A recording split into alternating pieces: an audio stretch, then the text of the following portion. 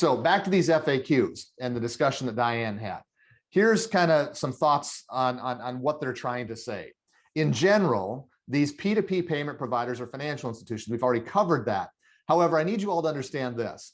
Even though they're financial institutions and they're covered by Reg E, if the dispute goes to you first, okay, you may have to deal with it. If it goes to them first, they're supposed to deal with. But here's the thing, if it comes back to you, even if they went to Venmo first and Venmo says, not our problem, even if it is their problem, if it comes back to you, it is going to be your responsibility.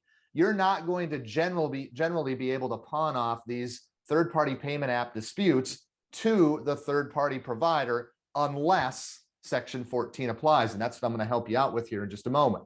So you can't say, oh, not ours, go see Venmo, Cash App, PayPal, okay, unless we can fit it within this Section 14 loophole.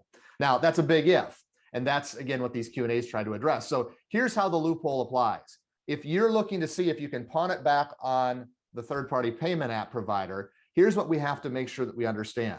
Okay, how was the link set up between your customer's bank account and the P2P provider?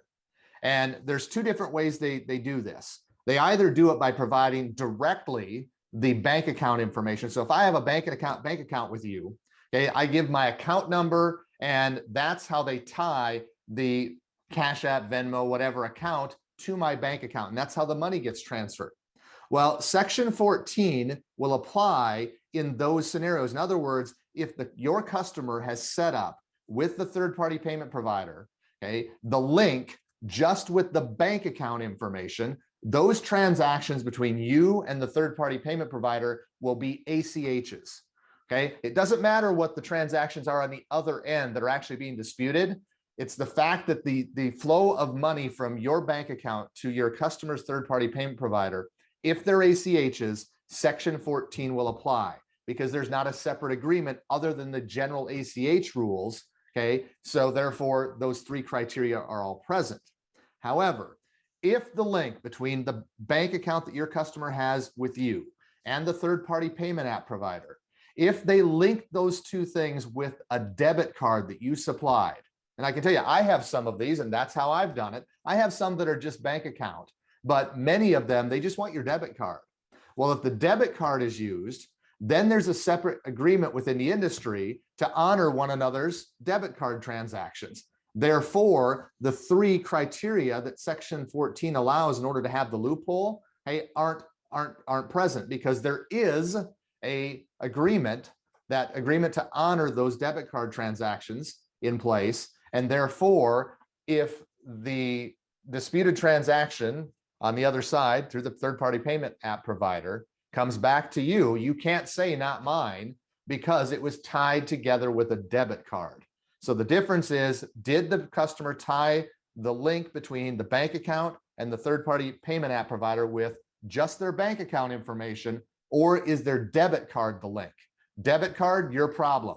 Bank account information, you can go back on the third-party payment provider. Now, I've got one other thing I want to share with you, and it's the discussion surrounding Zelle, but let me also do this. Okay, Dave talked about the Knights of the Round Table, and we've talked about this 3 or 4 times as a team, and then Diane had her conversation with the CFPB.